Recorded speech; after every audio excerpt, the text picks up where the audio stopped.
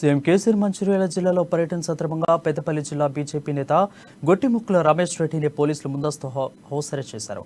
ఎక్కడో మంచిర్యాల జిల్లాలో సీఎం కేసీఆర్ పర్యటిస్తే పెద్దపల్లి జిల్లాలో తమను అరెస్ట్ చేయడం ఏంటని ఆయన మండిపడ్డారు.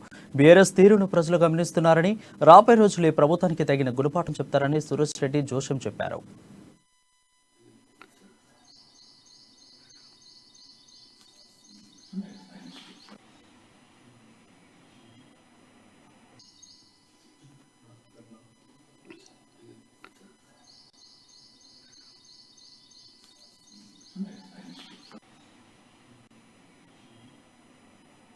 ఎంత విడ్డూరం అంటే ఎక్కడో మంచిర్యాల జిల్లాల మన ముఖ్యమంత్రి కేసీఆర్ గారు వచ్చి కలెక్టరేటు ఇంటిగ్రేటెడ్ ఆఫీసర్స్ ఓపెనింగ్ వస్తే మేమున్నది పెద్దపల్లిలో, ఆయన పోయేదేమో మీది మోటార్లో.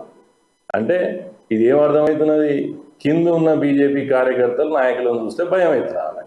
ఇదే నానే మేము చేసేది. నీళ్ళు ఎటు పోయినాయి, నిధులు ఎటు పోయినాయి, నియామకాలు ఎటు పోయినాయి?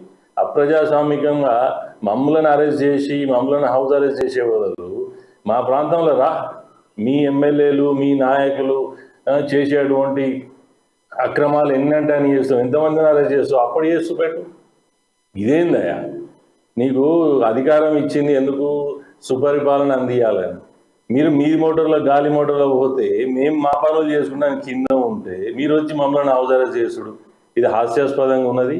మీ అందరు గమనిస్తున్నారు. రానున్న రోజుల్లో జనాలు మీకు సరైన గుణపాఠం చెప్తారని మేము ఖచ్చితంగా చెప్తున్నాం. ఎంత విడ్డూరం.